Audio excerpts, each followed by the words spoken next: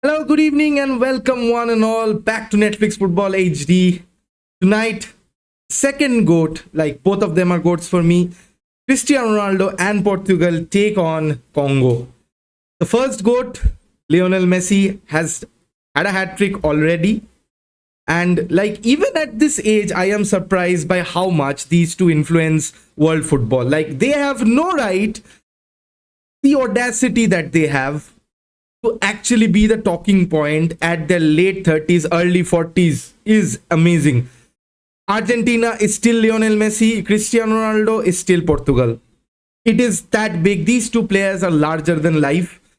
While we do expect a drop in the performance, but the magnitude and the stature that they possess will always be top notch. And it would be like it saddens me to understand that this potentially is their last World Cup. I know Cristiano says that he might play on for another World Cup. Messi has all the right to do so, but essentially we guess that this would be their last World Cup. Tech whispers, Chotoda scored, all eyes on Borda. But it's DR Congo, and again, it is not another side like a Cape Verde, like a Jordan. Like it's not. It would not be a walk in the park. This is the first test that Portugal have, especially after that performance by Argentina. I think who they are in this generation's World Cup rivals amongst anything. Spain has always been there, but Argentina versus Portugal is the dream final that we have had planned in store in the last generation or so, but it has not happened yet. And it is yet to see when they face up in the World Cup. And like that would explode the World Cup into one of the best matches of all time. I do sincerely believe that. But this time, Portugal is not just Cristiano Ronaldo. Portugal have a Bruno Fernandes fresh off of a fantastic Premier League season, player of the season for the Premier League, and he has achieved that cult status in the Premier League after Kevin De Bruyne has gone, after and Eden Hazard has gone. Premier League is Bruno Fernandes right now. There is no doubt about it. No Arsenal player comes in between. It is just him and this bloody Portuguese Magnifico, as we call him. He would be imperative to this side. Now, Rafael Leao is suspended, so Pedro Neto. So I'll just read out the lineups. Thanks, Rowan Keys, for the update. Diego Costa, Mendes, Veiga, Araujo, Cancelo, Vitinha, João Neves, Neto, Bruno Fernandes, Silva, and Ronaldo. So I think Inacio would be replaced by an Araujo. Nuno Mendes and Cancelo, I think, start. João Neves, Vitinha. It brings me to a question, chat. Is this time, I think, like, stats-wise, it is, but would the combination of a João Neves or even a Vitinha and a Bruno Fernandes, would that be crucial? Like, Portugal have always heavily relied on Cristiano Ronaldo's ability, like who would not? He is the highest goal scorer of all time, aiming for 1,000 goals, and I do believe he'll get that. But this time is like that PSG midfield, Vitinha, João Neves, ran riot 2 seasons in a row. There's no better midfield duo at this point in world football than a João Neves and a Vitinha. Vitinha, we know how much struggles he had in the Premier League, but then again, put him in the right setup and he's balling. He's absolutely street of fire. That the spirit that he has is essential to drive. And Bruno Fernandes would have the support of a Bernardo Silva, fresh Real Madrid signing. Good signing. Leave your comments on the chat if you think Bernardo Silva is one of like those Modric kind of a signings post 30 and how much service he would bring to Real Madrid in the upcoming season. But today he starts at right wing. Match is still showing Man City as how much we associate Bernardo Silva with Man City. All these exploits over the years, but now he's a Real Madrid player. He starts in Portugal's right flank. Dallo not starting is already a down. All the Dallo haters in this chat, spam the love button. Talking about DR Congo, Congo is all about Wan-Bissaka, Tuanzebe, like the Man United connection is there. There's this bloody bloke called Muthuswamy. I have no idea where he came from. I have no idea how he exists, but he is starting against a match versus Portugal and India nowhere near the World Cup. A bloody Muthuswamy is starting in a match against Portugal India cannot get anywhere in the World Cup. JC Bernardo is kind of mid at wings. It's Bernardo Silva. He'll not play as an essential winger or like winger role, but he'll like what an Olise played last night. Amazing. He had been assigned, like I got the predict like match analysis all wrong. Deschamps pulled a bloody rabbit out of his hat and played. If this is an Olise, he played here. Joao Neves played here, and they shuffled like anything at that point of time, and you did not actually see it coming.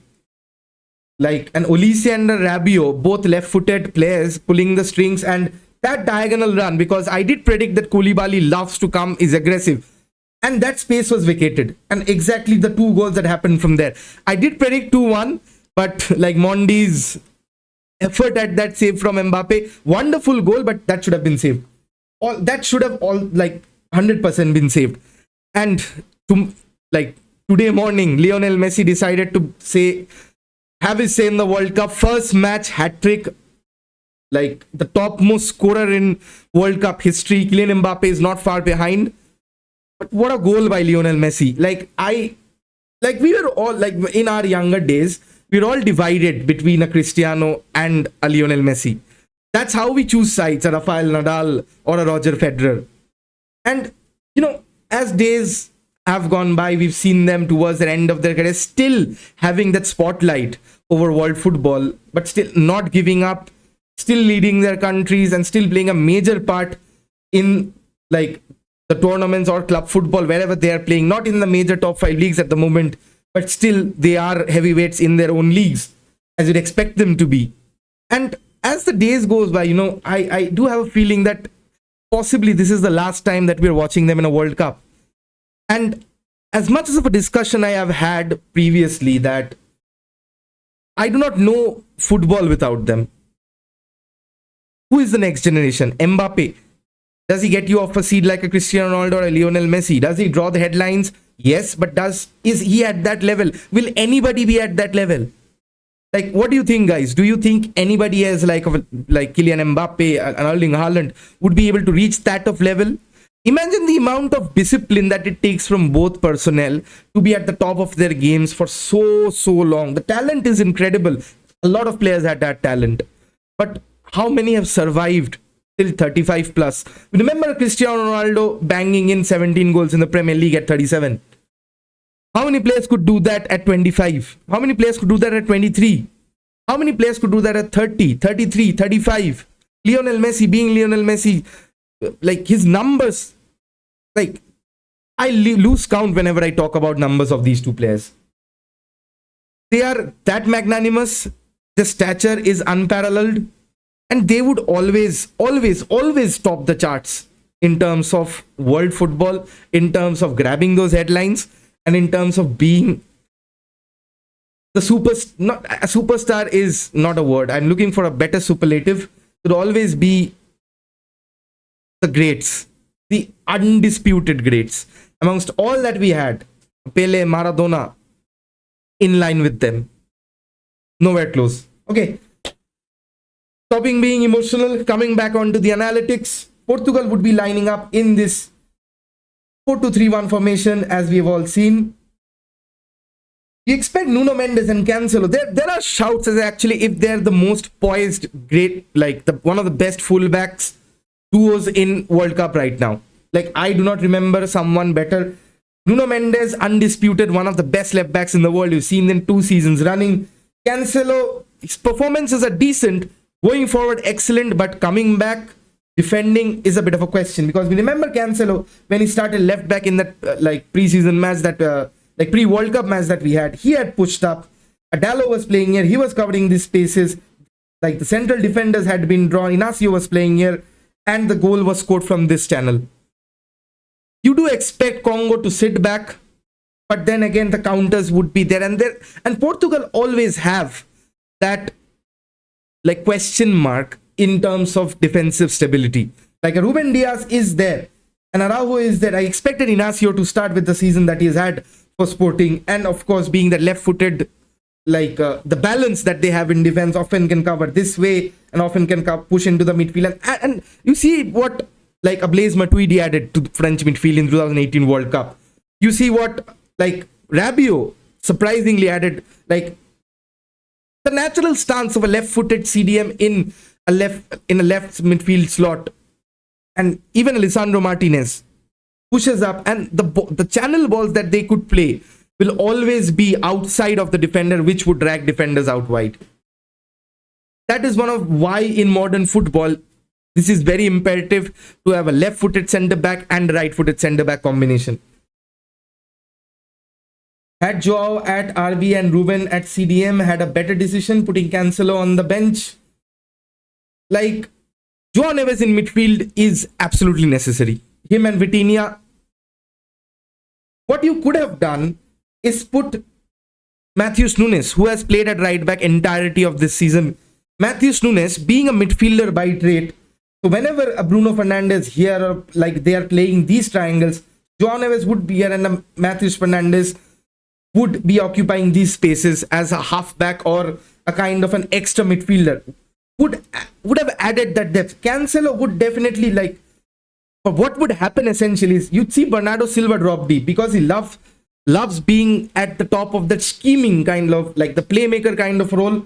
So you definitely expect like if I drop these players for positions like a box midfield.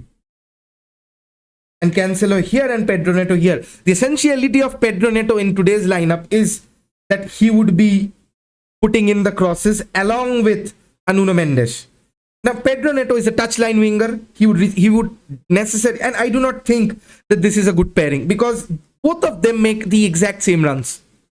Pedro Neto, like for Chelsea, we've seen him from right wing. He's dangerous. He cuts in, he's fast. He can play that final pass. But at left wing, all his options are limited. Is passing back to Bruno, playing triangles, or unleashing a cross with Ronaldo. And Nuno Mendes is not someone who is adept at playing in these channels. So definitely, a Vitinha has to be here. He's hardworking as ever, and an Araujo would be there to support, and that leaves gap because he'll not stay here. A Nuno Mendes will not stay here. A Nuno Mendes will be in these positions, bombing up and down. And so where does that leave Pedro Neto? You'd expect cross shots at goal, trying to find out Cristiano or Bernardo Silva, or even maybe Bruno, or even like we've seen with Holland or the Netherlands, like how Dumfries was essentially how do I frame this? It's not the third man, but the height presence. Whenever like Mickey van der Ven was out at the halfway line, a Denzel Dumfries was waiting at the edge of the box, waiting for a run, so that whenever one Tijani Reinders or anyone could play that ball in, like even like what a Gravenberch did for a Van Dijk. That was always in the agenda, and Dumfries was always there far post, waiting for a knockdown or waiting even to help on a knockdown for the strikers to score. Would Cancelo do that? Maybe with his feet, because he's not someone who would be essentially good at like being that physical presence in the box, but he has that skill on the ball. I feel instead of Cancelo, Nuno would be the one who would be populating the opposition box. Now Cancelo, like why I say that, because where does that leave Pedro Neto then? Like Nuno Mendes is definitely someone who is the best attacking fullback at world football right now.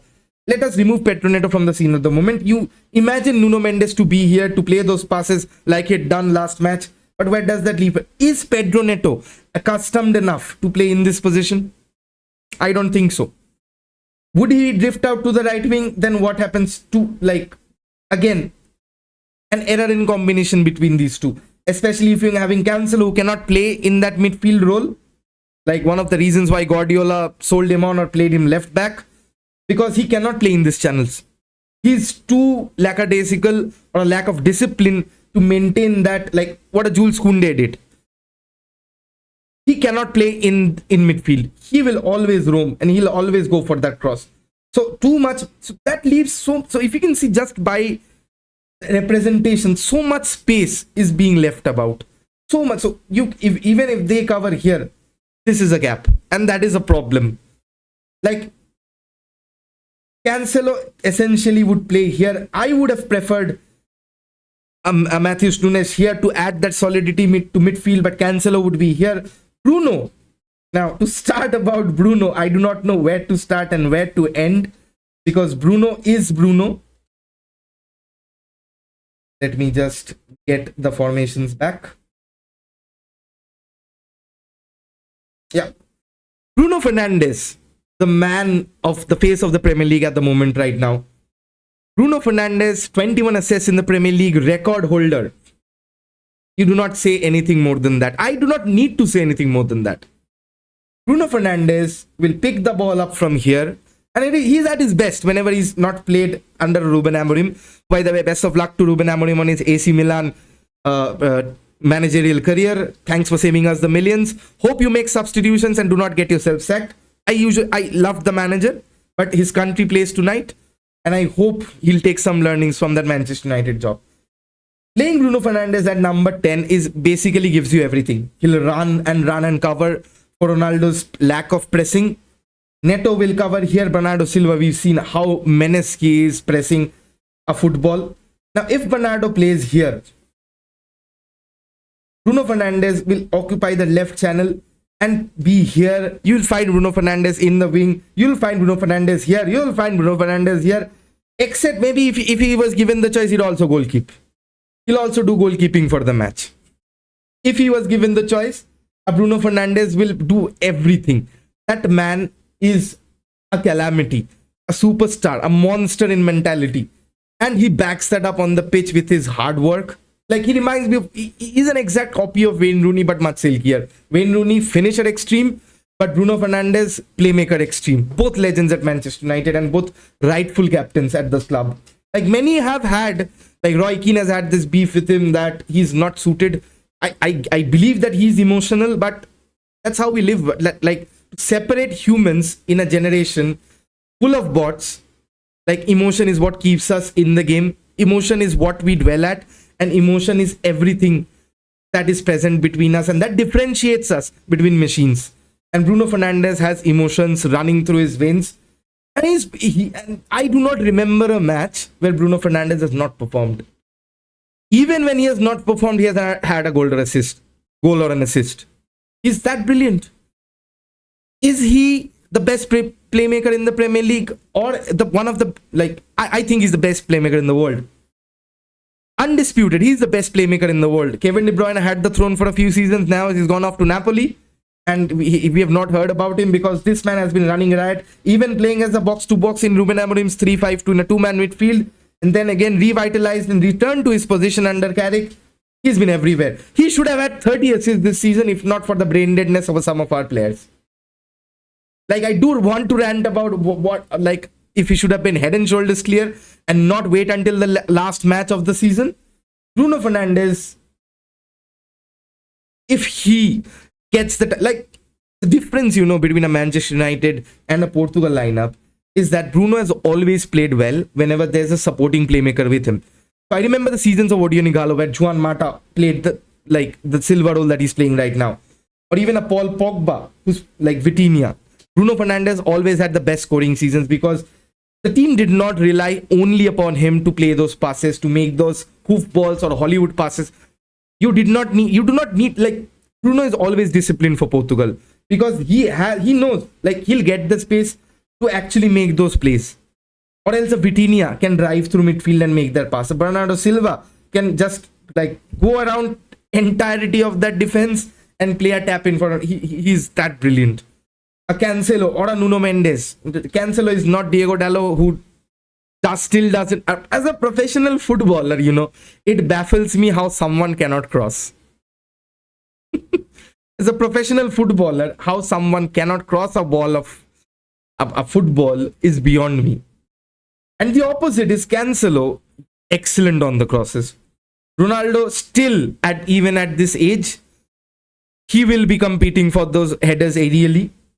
And if I go to the Congo squad, so again, Axel Tuanzebe, Mbemba, Wan-Bissaka.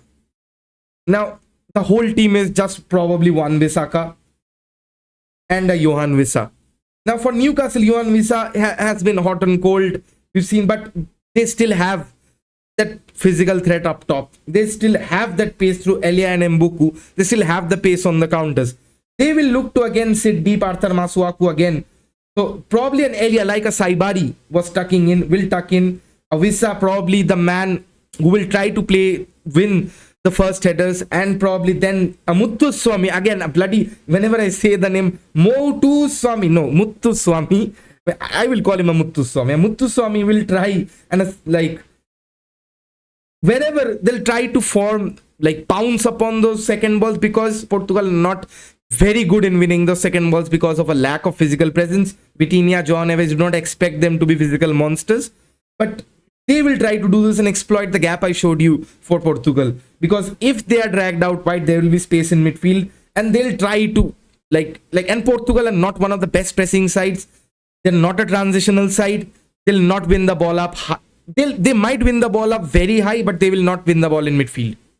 They're excellent, because why I say they're excellent at ball retention is because you do not need to speak about Vitinha and João Neves, the combination that they have. They will press, but like where's the physique in that?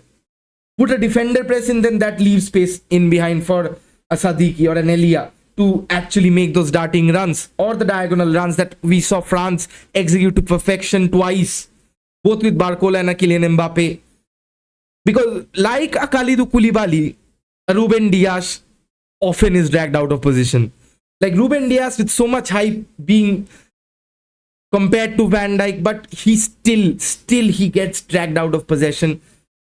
Still, even after so many seasons at Manchester City, he still gets dragged out of positions. And that is where these would pounce.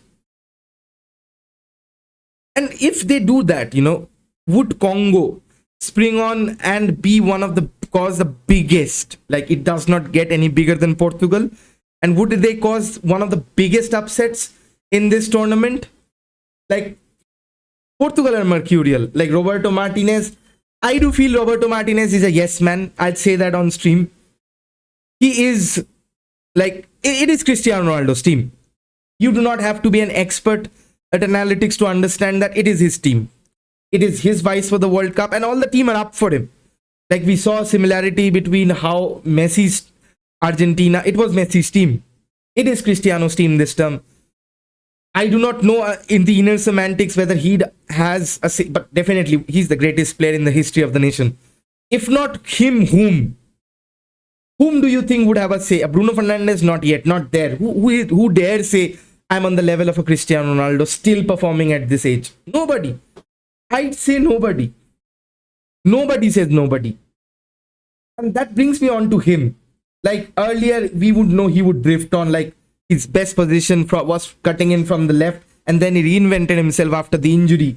And playing in his 6th World Cup, 6th, he's there just as a sole target man, to be on the end of crosses, to finish. That is his biggest ability. I do not think he has that ability to dribble 2-3 players anymore. He has not had that for quite a while, but then again, it's Cristiano Ronaldo. Especially when Lionel Messi has scored the hat-trick. Nothing else in world football will fire him on. Seeing 2022 being his arch nemesis lift the World Cup, it is his onus and his team's onus to get over the finishing line. And probably out of all the generations that Portugal has had, even in the 2016 Euro winning side, it was just Ronaldo. But right now, you have a Bernardo Silva, Man City legend. You have a Pedro Neto from Chelsea. You have a Bruno Fernandes. You have a Nuno Mendes. You have that midfield quad. These 3 Champions League winners twice in a row. When has Portugal has had these many Champions League players in the same squad? Multiple Champions League. The last I remember being a Ronaldo and a Pepe. Even a Ronaldo Carvalho. I don't think Carvalho won a Champions League for Real Madrid. It was just Ronaldo and a Pepe. And again, these 3. Then Bruno Fernandes. Then Bernardo Silva. Then a Pedro Neto or even a Rafael Leao later on in the tournament. And then there's Francisco Quentin. The youth, the Francisco Quentin, and even Matheus Nunes, Trincao, João Felix, Gonçalo Ramos. Ramos again, Champions League winner. When has how these many Portuguese players been that magnanimous in stature going into a World Cup. Leave your comments in the chats if you think that this Portugal side has it to go all the way and win the World Cup. They are one of the bookmakers' favorites, but do they have that mentality? Because talent can get you only so far, but Argentina was not the best side on paper last term. Still won it. Still bloody won it. Spain crashed out of the group stages in a World Cup, in the last World Cup. It's all mentality. It's all here, folks. If you can cope up with the pressure, if you can cope up with the physical aspects of the game, and if you have that ability to just keep coming back and because there will be upsets. There's a lot of teams who are playing for their badges, and Congo being one of them. They will absolutely give their everything. They will run at every ball. They'll chase down every loose pass. They'll file on every second ball and try to win and counter like hell. How do you stop that? Especially after a grueling season that these three have had for PSG. The long season that Bruno Fernandes, maybe not 40 games, Bruno Fernandes is normal. But Bernardo Silva, a Pedro Neto, and even a Cancelo, these players have had very long seasons. Do they still have the legs? Because there was not much gap between the end of the Premier League, between the end of the club football season and the World Cup. There was not much build-up because of that. Only time will tell, and only I think still half an hour yet to go. And half an hour, Portugal's journey starts. Do leave your thoughts on the chat while I take a hydration break on my own.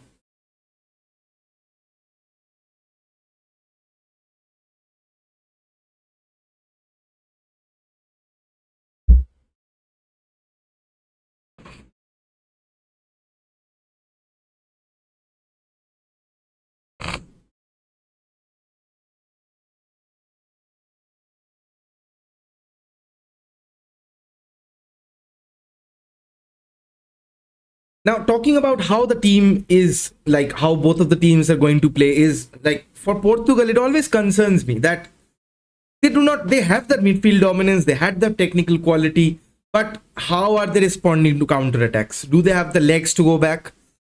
Like Nuno Mendes and Pedro Neto, I do not know. I see that same player. So they will all essentially occupy the same spaces in the final third. Nuno Mendes can shoot from here. Pedro Neto can shoot for. So there would be not much difference in the shot creating or goal creating actions that they have. They always look to set up a cross or pass back to Bruno Fernandes wherever the space is available, or try to find an aerial cross to Cristiano. Now, the space behind, because Pedro Neto, even if he will come back, so like either both of them will come back or both of them will be high. That is my area of concern. And if Nuno Mendes restricts himself to his halfway line, he cannot. He absolutely cannot. So this gap, is what concerns me. That would drag out the centre back, Joao Neves, and even Bruno Fernandes, who try to overload. And essentially, if you remember who is playing in this position, it's an Aaron Wan-Bissaka. Aaron Wan-Bissaka is recently relegated with West Ham. Still, I have seen nobody in world football tackle a ball better than him. His positioning can be a bit of suspect, but Aaron Wan-Bissaka would be trouble for a Pedro Neto and a Nuno Mendes occupying the same position. Aaron Wan-Bissaka will take them on both eyes closed. Aaron Wan-Bissaka will definitely take them both on eyes closed. Now, I do think a positional variation can occur is if you play as a box midfield.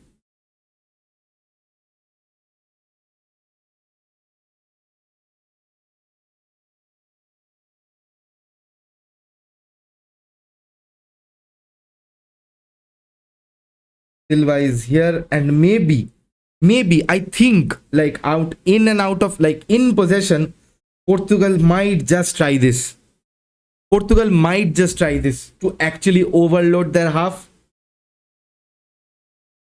So you're essentially, what this allows is your half spaces are covered by two of the this generation's greatest playmakers. Bernardo Silva in and around here, Bruno Fernandes in and around here. Cristiano Ronaldo is in the box. Pedro Neto, If this would have been a Joao Felix or maybe even someone else, this wouldn't have made sense. But I think Pedro Neto is in there for the work rate. He'll go here, but I think he'll try to isolate himself, or maybe even this for his natural favored left foot, but that still remains to be seen. But you at this point have Bruno Fernandes and Bernardo Silva being there, and then there's João Neves and Vitinha behind them. What if Portugal do this? They'd have to be very careful. Like, they will build up upon these triangles and try to restrict Congo from reaching this space. So whenever Congo try a counter attack, so the first run that any player would make is Ruben Diaz, not here, not directly here, is go slightly towards this side, and Araujo will shuffle, and then a João Neves or a Vitinha, whoever it is, which would allow them to come back. So whenever they are here, Bernardo Silva would be dropping, and Pedro Neto would, or like a Bruno Fernandes would drop here, and Pedro Neto would then be very essential on transition, because he will give you that natural width when Nuno Mendes is defending. And whenever you win the ball from here, straight ball to Bruno Fernandes, and then he can find you out with innumerable precision. One ball over the top, straight to Pedro Neto. Ronaldo being Ronaldo, the fox in the box, making that run, and he's done it over 900 times in his career, and he's the best at it, finding the back. Whenever you think about finding the back of the net, one of the greatest finishers in world football, maybe not the greatest at this moment of time, but through the history books, he knows where the goal is. He'll not miss a tap in. And I do not say that with any discrimination. Tap ins are essentially, like, people do like underrate tap ins.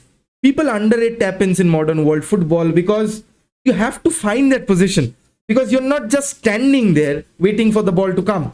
And Cristiano Ronaldo is a master of it. He'll show you inside, he'll go here, and then you'll suddenly find him at the far post on the goalkeeper's right. He'll head the ball in. Probably he'll lay it off for a Bernardo Silva, or probably even he'll lay it off for a Pedro Neto, wherever he finds space, or even lay it back off for Bruno Fernandes.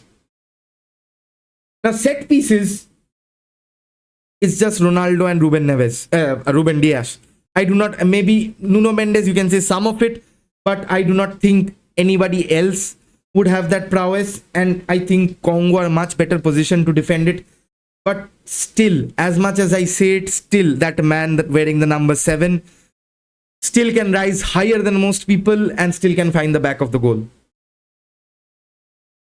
It is absolutely essential that Cristiano does this, because if he wants to win the World Cup, even at this age, he has to fire all guns. And his performance was terrible in the last game. He missed sitters.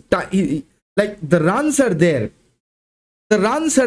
but like, he's missing sitters, maybe because of a body balance, maybe he's trying to overdo it. We have seen him, like, he brings out his best when he's trying to overdo it, but at 41, can his body take that much? Like, he's under immense pressure that he invites someone himself, but can he still do it? He can on paper. He still can on paper. Like, whenever the tide is turning, wherever you look at Cristiano Ronaldo, and he riles you up. He lifts you up.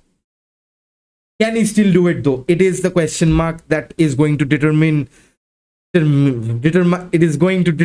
Portugal's chances of finishing on the higher echelons of the World Cup.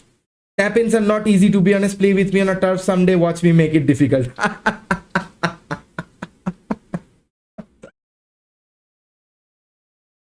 Like, my ACL is aching, but I would definitely love to take Rohan Keys on a turf battle. Like, I have seen these recent videos, right, where Ranjit Bajaj sir is like promoting this Volta kind of a thing, where players are surrounding a 1v1 challenge. And I think, like, this is very interesting, because we do, like, why do we want to watch football? Is it for the side passes and the back passes? No. It's for the step overs that Cristiano Ronaldo has been, like, nurturing us for over the last 20 years. It's for the chops, it's for the rainbow flicks like a Neymar or Robinho or Ronaldinho. It's for the, like, elasticos.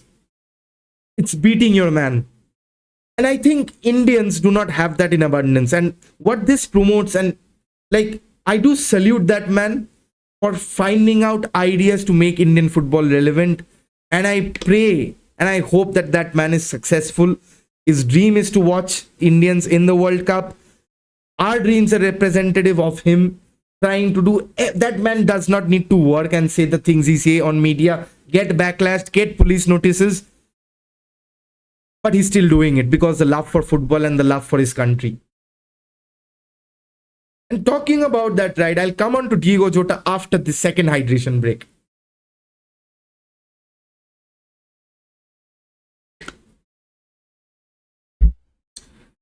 Diego Jota, I remember last season, out of the blue,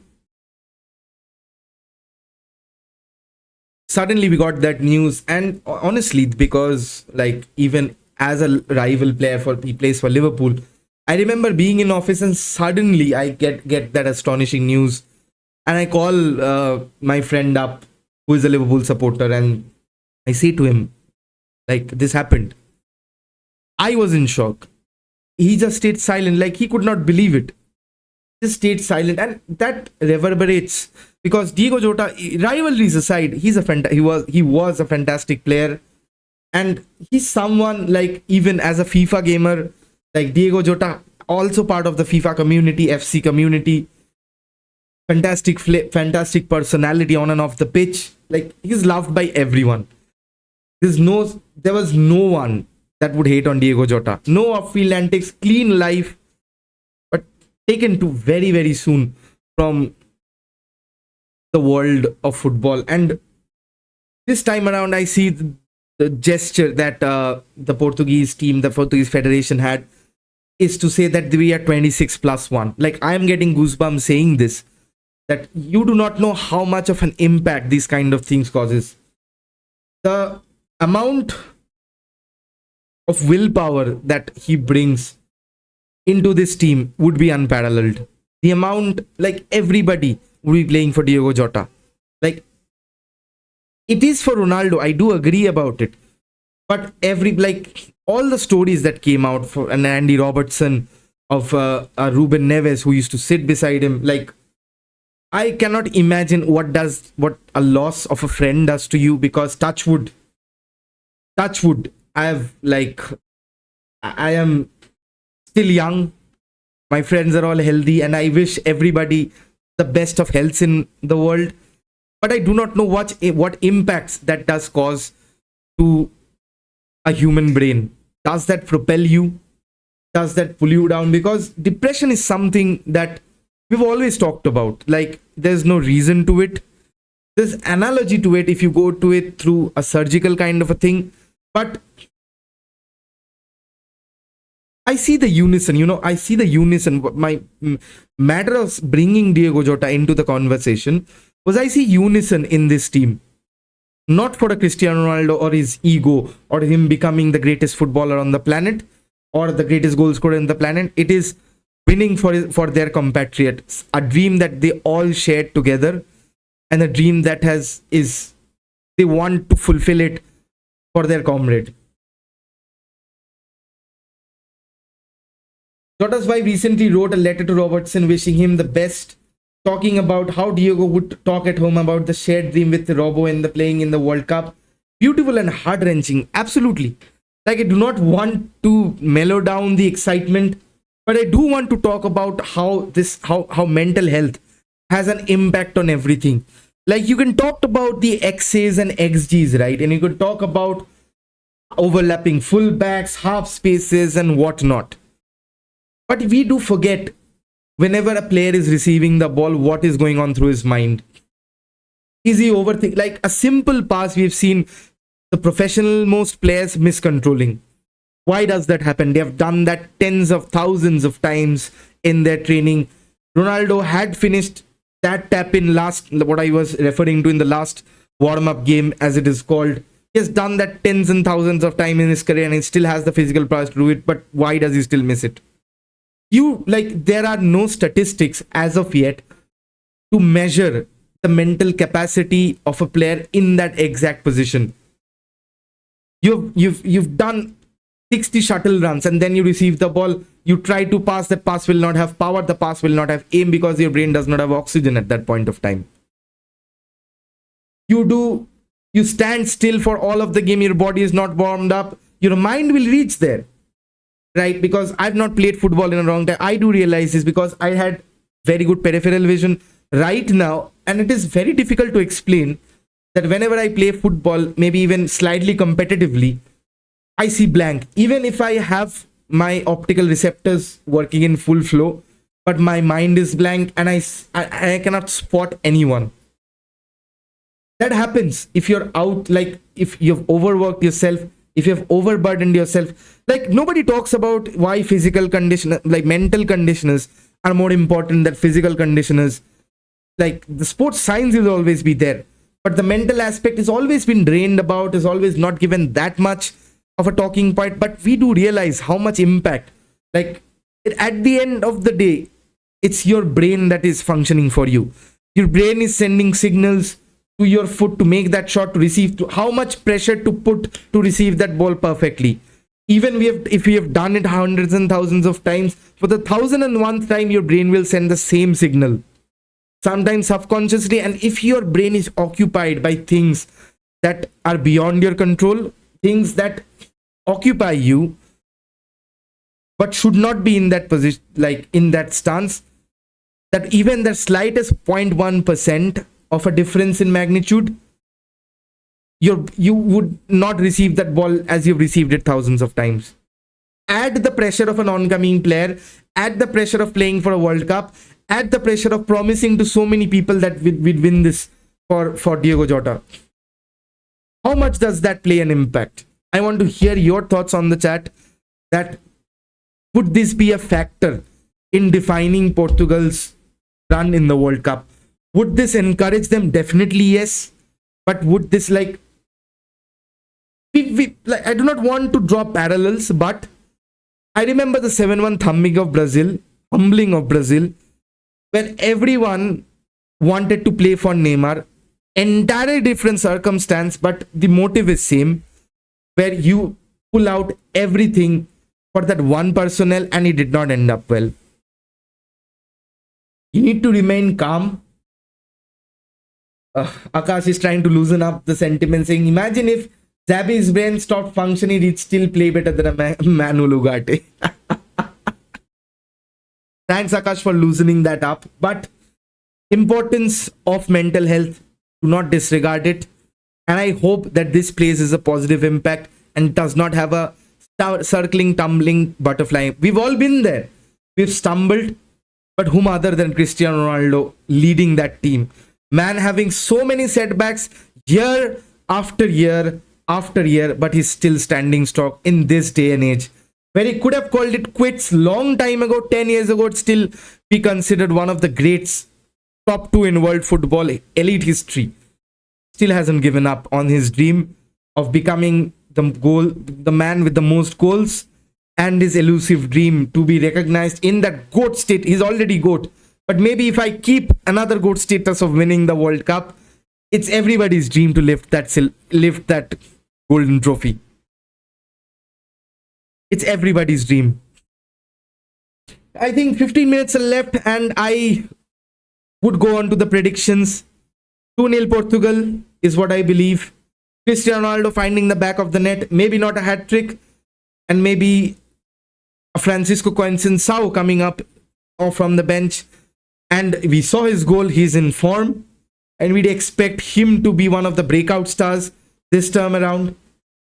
Bruno Fernandes with one of the assists, and maybe Bernardo Silva. Or even if, like, this can go 3-0 or a 3-1 as well if Portugal have that off chance. I would not be surprised. Like, I do predictions, but it depends on how the actions play out, right? Portugal commit too far in the first 15 minutes or before the first hydration break. I'd like to call it a first quarter. Before that first quarter, Portugal push up, a Johan Wissa wings a knockdown, and then they break at pace. Portugal will not be able to defend. But again, I think Portugal team is too strong on paper and on the field. They will attack, they will score goals. Bruno Fernandes, Bernardo Silva, that midfield is too strong. And then there's Vitinha, and then there's a João Neves. You see a João Neves dropping off in these positions. You see a Vitinha dropping off in like a Frenkie de Jong kind of role, and then also you'd see a Vitinha hugging the touchline and dribbling and trying to play a pass. What Portugal would do is create overloads, what essentially all teams do. But Portugal, out of all teams, has that midfield brilliance of number 10s at their disposal. And I do expect them in this season, because these players do not play with speed or flair. These players play with the brain and the magic wand of a foot. And they would essentially make other players play much more better. You'd expect a Pedro Neto and maybe even a Joao Cancelo being on the end of those passes from Bruno Fernandes or a Bernardo Silva. Vitinha maybe in tandem, the 1-2s that they would play. Look out for the 1-2s that this team would play. Probably one of something you would teach in coaching. This would be the wall passes, 1-2s, the like bounce passes. Like what a bounce pass is essentially, if I try to explain it. Suppose Joao Neves has the ball and there's no space here. So Bernardo Silva comes here, he passes the ball to here. There's no space. Then he passes here. Again, he restarts, he passes the ball here, and then he moves, and then he drops deep, and then he comes in this position, and suddenly there's gaps because this player is dragged. Because back to goal, he dropped, and Bernardo Silva will drop. Or if there's a slight hesitation of whom to follow, but that will still open up space for the others to get on the act. And that will be the difference. The World Cup is the only stage where no heroes arrive. Heroes announce themselves on the greatest stage. Sometimes it's from Spain, sometimes it's from Saudi Arabia. It's the story of a lifetime for a lot of players playing in the grandest stage of the world, representing the nations in the front of their crest. But then again, as much as we love fables, Davids remain Davids, and the Goliaths in world football will still be Goliaths. I do not expect a team led by a Cristiano Ronaldo with the brilliance of a Bruno Fernandes to be outsmarted and outshined. Maybe they will not keep that clean sheet, because we've seen Portugal often give up easy goals. That might be a concern for them going later into the tournament, because the defensive stability is what good sides are built upon. But I do expect to have that firepower, and not just, this side is not just Cristiano Ronaldo. They have much more gunmen in their arsenal. They're much more firepower in their ranks this term around. And I do expect a 2-0 or a 3-1 final score of your predictions. Do leave your predictions on the chat. There's just around 10 minutes to go. Like tomorrow, I do not think I would be having a stream, but Friday night, it's Scotland versus Morocco. Scotland versus Morocco for Bowadi. I think Bowadi, I'll have a segment and talk about. I did speak about how Arsenal was tracking on Bowadi, how he is advanced with Arsenal as well, and how magnanimous of a young talent he is. Could he play in the Premier League? Who knows? But we'll discuss about that. Then there's Brazil versus Haiti. Brazil's chance to get 3 points on the board in this World Cup. And then again, weekend, I'll have it lined up. I do not remember. There's so much football available at this point of time that Muthuswamy for the win. Comment. That requires spam the love button in the chat for Muthuswamy. Spam the love button in the chat for Muthuswamy. With that high note, Portugal's first match, we'd be anticipating one goal already, showing us how world-class pedigree is, scoring a hat-trick, being there in the all-time top scorers list, and he needs one goal to be in that echelon of players, followed by everybody else. It's time to turn over the page to Cristiano. Can he, or will he, show the desire that we have always known him and loved him to be, that never say die attitude? Only time will tell. Next 10 minutes, Portugal start, and I leave you to it. Match predictions, team tactics, I've given you all of them. I do appreciate a like and a subscribe, because we're trying to get to 2,000 subscribers. The subscribers goal is 2,000 by the end of the World Cup, and without your support, I will not be able to reach. I will not be anywhere. I am just a Joao Neves, and I need all of you guys, Vitinhas, the Brunos, the Bernardos, to support me. Share this stream with your friends. Subscribe, ask them to subscribe. Bring everybody in. Sabko lao, we see. Bring everybody in and make this community of football that I started my dream from 2021, now 2026. It's been a long time. I hope that this will be amazing. This journey is absolutely amazing. While I do not have the time, but I still am here grinding, finding out all the nips and tucks to bring to you so that you are more adept in world football. I try to bring all the analysis of how I see a football match so that you and I can both see the same off the ball runs, the same positional differences, and be educated much, much, much more and love the spirit of the game that we all adore and love. With that, this is me, Neil, wishing all of you the greatest of nights. Portugal start their journey for the World Cup. Will Ronaldo win? Only time will tell. See you all very, very soon. Can we have a Sue tonight? That is what I'm leaving you with.